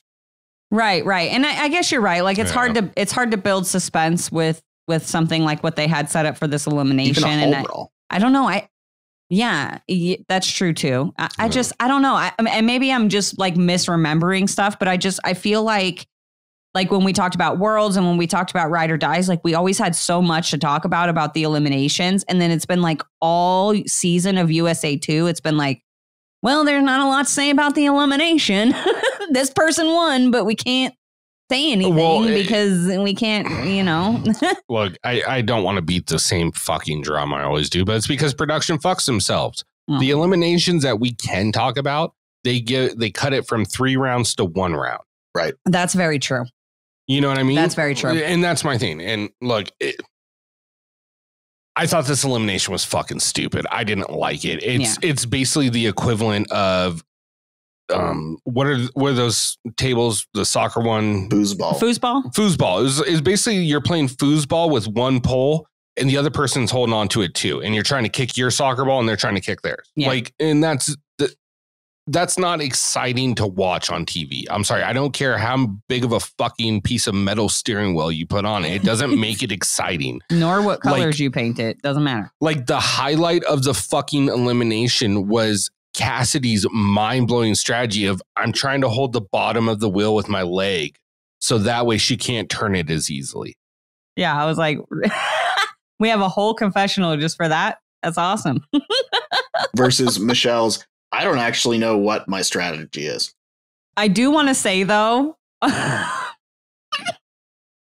do want to say, and I have to say it because this will be the last time that I will be able to show some love for Michelle, because obviously she loses this elimination, goes home.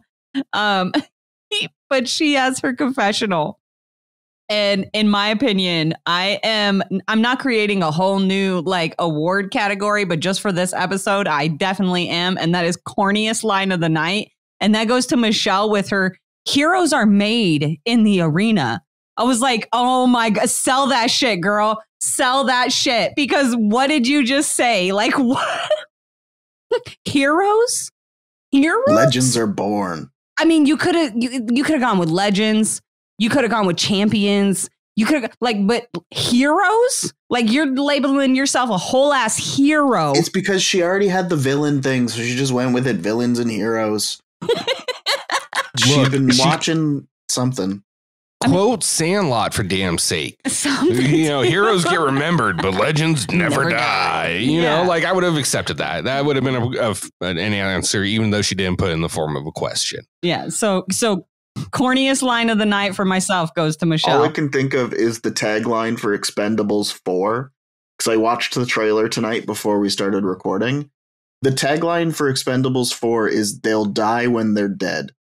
It did remind me very much John Madden. You know, the team that usually wins the game scores the most points. Yeah. Unless they catch the golden snitch. Yeah. Fucking. Okay. Anyways, that was a daily. That pretty much wrapped up the episode. I mean, to be honest, unless you guys have something about the day or not the daily, the fucking elimination that you guys want to talk about. It's just they turned a wheel. Cassidy fucking outlasted and got what it was 6-1. 6-1. It was 6. It was a bloodbath. I will say way back. The one moment for Fessel for the whole like episode where I was like, okay, major props. When Josh was like having his moment on the deck, when they did a close up of Josh, Fessel actually wiped a tear away from his eye. Mm-hmm. Mm-hmm. It was a very touching moment. It actually showed their level of friendship, and I did enjoy it. It wasn't really touched on, and it was sort of glossed over in that moment. So I wanted to make sure that I gave Fessel props for it, but also just like, that's cool to see, because very rarely do you see a friendship between two guys or a relationship at that level on a show like this. Normally you've got like the hug, back pat, good job, bro, fist bump. So unrealistic. Like, dude, tell your male friends you love them. It's okay. It's okay, guys. Nobody's going to judge you. Look, watch, Tony. Love you, bro. Love you too, man. Yeah. It's fine. No judgment. No, but that's actually funny judging, look at baby. Because just adding on really quick to that like moment about Josh and Fessy, and then we can start closing out is I forgot to bring this up earlier, but like this moment right here with Josh and Fessel is what like has recently made me realize just how like fucking like my mind is trained to like be petty, because Fessel says this line to Josh and he's like, you play your game so good. Not the game, your game. And I was like, dang, that was kind of cool. But then I got factual though. But then I got online and literally nobody else was like saying anything like that or like feeling that way. And so I was like, okay, was my little like petty brain like taking over, and maybe Fessy didn't mean it that way, but my brain was like, pettiness right there. I see it, like. I think it's just such a step up from the Fessy we've seen for the last couple seasons that people are like, fuck it, let it slide. Fuck it, let it slide, Not man. a big deal. We're going to let this one go. This one's on the house. All right. You play great at your game. We're gonna have to get membership cards from Jacob by the end of this. I know, right? All these nice things to say about Fessel. I mean, like, I'll apply for one, but I'm not going to tell anybody. I mean, I'm just saying, like, he's got to give like 30-day free trial. Yeah. You know what I mean? Like, I need at least a 30-day free trial. Is there coffee and donuts at the meeting? Yeah.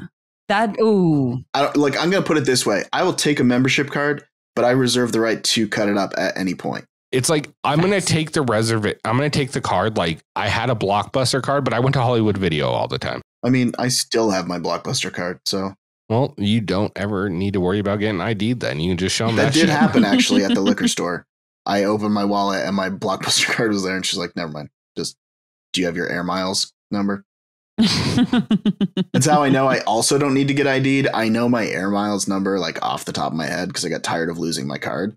So somebody asked for Air Miles and then just didn't ask for ID. And I'm like, that's fair. I know my ID number, like the little. Yeah. I know my ID number by heart, but that's why it's super impressive what Devin did on Spies, Lies, and Allies. But I'm like, I know my credit card number by heart with everything else on it. Yeah, but you still have to consider the situation. Yeah. Oh, I did. It's far more impressive. Yes. It's just like, because how long did it take you typing in your fucking credit card number a bajillion times over like months? No, before your brain was from like a generation that's built differently because we used to actually have to remember phone numbers. I know, but so is Devin. I'm not disagreeing with that. That's why I'm saying it's not the most impressive feat I've seen.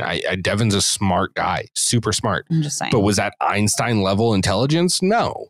You're such a fucking hater. Moving on. No, Devin would agree with me on this. Devin still remembers the fucking number. Yeah. You're a fucking hater, and I know he does. He's told me he does. I still remember my fucking phone number from middle school. I remember friends' phone numbers, yeah. Yeah. The only question Devin has never fucking answered that we have asked him or that I asked him was about the coffee table. Yeah. From Ride or Dies, when Kayla was like, he literally has this elimination in his living room. It's his coffee table. And I was like, bro, I want to see that shit right now. And he did not share it. So I kind of don't think it exists. But I don't know. Maybe that's just part of the illusion of Devin Walker. Look, we're going down a path that I don't want to go down. Let's get off this. Anyway, so we get the preview for next week on. Next week is going to be the final daily. It's going to be a double elimination. Let's fucking go. It's going to be this weird, like, padded version of like Hall Brawl because they had like those little like pad things, like just. Okay, I'm going to say this. I want to see Corey, or not Corey. Yeah, I want to see Chris and Fessy, both collegiate football players. Yeah. Both would bring it. And the fact that there's a pad there, that is just like a football drill. Yeah. Just like a football drill. And I think that it would create one of the more impressive Hall Brawls that we've seen in a long time. I agree 100%. That's exactly who I was going to say. As much as like, and like, I'm loving both of their games, Chris and Fessel, but I want to see them go head to head. I want to see this whole like bickering all season come to a head here in a Hall Brawl, 1v1. Let's see who is the better fucking man out of this. And let's do the damn final, man. I'm ready. But I'm ready. With that being said, what about the women? Who do you want to see the women? Oh, it's a double. So the girls are going to go into. Oh, you want to know what I would really love to see? What I want to see is what I don't want to see at the same time. Like, well, you can go first then. Go ahead. I want to see Tori versus Michaela. Like, really? I was going to say something else. What are you going to say? And this is actually, no, I think that Tori versus Michaela is probably the best option. Because they would both just fucking go full out at each other. I don't know, because I think this other person would too. But I noticed on, I think it was last week with the oil wrestling daily thing, right? Whatever. Did you fucking see Chanel's thighs? Did you see the size of those damn thighs? Those things are like tree trunks. I want to see Chanel and Tori. I want to see Tori thighs and Chanel thighs. Just boom. That doesn't. Just tree trunks. Just. I don't think that happens. Run it. Yes, they do. The thighs don't slap. No, I know the thighs. I know the thighs don't slap. I'm not saying that. I'm just saying I want them to collide like those Tori, Chanel, collision course. Do it. Skibbity paps. Skibbity paps. Thighs matters. Thick thighs. What in the haberdashery is fucking going on right now? I don't know. But that's what I want. But at the same time, like I said, the actual like overall most fair, I think, as far as like body size, weight, all of that, and just absolute like earthy just grit would be Tori Michaela. Earthy grit? And let's fucking go. Yeah, just like down to earth, just that's like the most dirty, diverse adjective I've ever heard you use. Well, it's funny because I almost thought you said Eartha Kitt, and I was very confused. But that makes more sense. No, she's learning Romulan. Grr. I mean, you're an asshole. Well, I mean, technically, you spoke French earlier. Me? Yeah. Oh my god, you're so lame. Sorry, I mean, you're so lame. You picked me. It's true. Anyway, did you want to do MVPs really quick? Well, I was going to let Tony say something. Oh, I'm so sorry. I'm an asshole. My bad. I mean, when it comes down to earthy grit, I would say probably like Fessy and, like you said, like Fessy and Underwood would be the matchup because they're the most evenly matched. Because anyone else, it's gonna be like off kilter a little bit, no matter what the matchup is, and that's in regards to like height, stature, experience, like as far as football and all that jazz, collegiate, and then for women, like I don't want to see any of them go into elimination. Really, that's the thing is the 10 that are left. I would be more than happy for them to do like final starts next week. There's a purge of whoever, like the team that comes in last on day one goes home. Mm-hmm. That's like, that to me seems like a better representation of what this final 10 is, because I feel like it's almost a disservice to the fans to have a double elimination of this group right before a final. Let them all run the final, see how it shakes out. I wouldn't be opposed to it, but I'm also not opposed to seeing a hall brawl next week. Yeah, so yeah, same. Sorry. I was going to move on, but go ahead. No, I was going to ask something else as well. You can ask. No. Mine's a closeout. Go ahead, please. Oh, okay. I was going to say, because I don't want to wait till next week and do it because then we're going to see shit on the next week on or whatever. I want to do just a quick like prediction round for the final. Do you guys think that everybody's going to be running as individuals? Do you think they're going to be paired up into male-female partnerships, or do you think they're going to switch partners like at different checkpoints? I think the final will be the format of it will be very similar to USA 1, where you switch after every round or something checkpoint to that effect. Or whatever. Yeah. I would like to see it fully individual, but I think it's going to be checkpoint to checkpoint, swapping it out. See, I think I don't know why, but I think they're going to pair them up. I think there's going to be some kind of just pair up or pick your partner. Or I don't know, but I just have a feeling like there's going to be some kind of like pairing, and that's your final partner or that's your partner for the final. But I don't know. I could be wrong. I like the team switching thing. Obviously, we prefer individual because it shows, their capabilities and stuff better or best. But yeah, no, I'm really excited. I am too. I think it's going to be a good final. No matter who we get in it at this point. I'm looking forward to it. It's been a good season, but with that being said, it's been a long season as all of them have, and I'm ready for the 6-day break we're going to get before 25. Yeah, really some time to put our feet up. The 25th of October. Yeah, really kind of dive in and know that we have some time until the next season comes out. Oh yeah. But with that being said, let's get this closed out, dude. We got a busy couple weeks of recordings ahead of us. Yep. MVP, who you guys got? Michaela. With an asterisk to Desi because, she obviously kicked ass and had a really good episode. But if it wasn't for Michaela coming up with that strategy right there in that tunnel, I don't think Desi or Chris win this daily. So I'll go in with you guys on that. I'll give it to Michaela. Fully, it would be like Michaela and Underwood with honorable mentions to Cassidy and Desi. Mine's going to go. Yeah, mine's the same. I have no... I'm going to give a shout out to Fessy. Having a good episode. So he'll get an honorable mention from me, but otherwise same. I like it. Same with Josh for not like freaking out when he got nominated. Yeah, major props to Josh for the way he handled this episode. Honorable mentions to everyone. Good job. You know what? All 10 of them. Bananas, good job with line of the night. Yep. Oh, look, you just agreed. Changed it up. No, my line of the night is still Michelle. Okay. Okay, well, I tried. Anyways, before we go tonight, today is, what is it? It's October 6th. Today, A&E had a show come on. I don't have the title right in front of me. We will have it linked below. Yeah. And hopefully we'll be able to find a link for you to watch it or at least catch a preview of it so you can see where you can watch it. But it is going to be an investigation, I believe, into a homicide. Mm-hmm. And one of the lead detectives on it was very well known from Survivor and Challenge USA, Challenge World Championship, winner of Survivor, winner of Challenge USA, runner-up of Challenge USA 2. Well, like third runner-up, I think, or second runner-up. You mean World, yeah. World, yeah. But anyways, Sarah Lacina was one of the main investigators on this, and she'll be featured during this show about true crime. And she's actually done a lot of podcasts about like previous cases. I've heard a few of them. Some of the fans like I'll send them in, especially when she was on Worlds. I was getting like different people like messaging in all the time, sending in like links and I heard her on this podcast and whatever. I'm a dumbass who opened his mouth.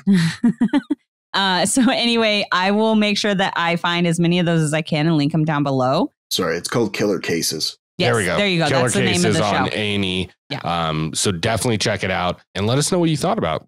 You know, we'll put up something on IG about it. We'll have it linked below as well as everything else we've talked about tonight. But that pretty much wraps it up. So for myself, Ricky Hayes, my beautiful wife, Karina Hayes, and of course, Tony Stats and Info Lance. I want to thank you guys so much for tuning in and enjoying this recap. If you didn't, don't care. Still leave us a 5-star review. It is really helpful and we truly do appreciate it. Just do it. Just do it. It's, pass that karma along. Ashley wants you to. Ashley wants you to. She thinks we're worth 5 stars. Why don't you? Look within yourself. That's going to be our new slogan. Yeah. Come on. Put that good karma out there. Yes, exactly. Anyways, guys, thank you so much for tuning in. We really do appreciate it. And if you have any questions, you want to know more, hit us up on IG at Challenge Fandom Podcast, or if it's bad, at Biodomer on Instagram. So, yep, on Instagram. You can find me on Threads. I don't know what it is, but good luck finding me. You can find me on MySpace. Fucking find me in the yellow pages. Good fucking luck, bro. I've got a live journal somewhere. Hey, you know what? Find me on my fucking Tumblr account that got deleted. Oh my God. From like I said, from all of us, have a good night. Thank you guys. Later. Bye.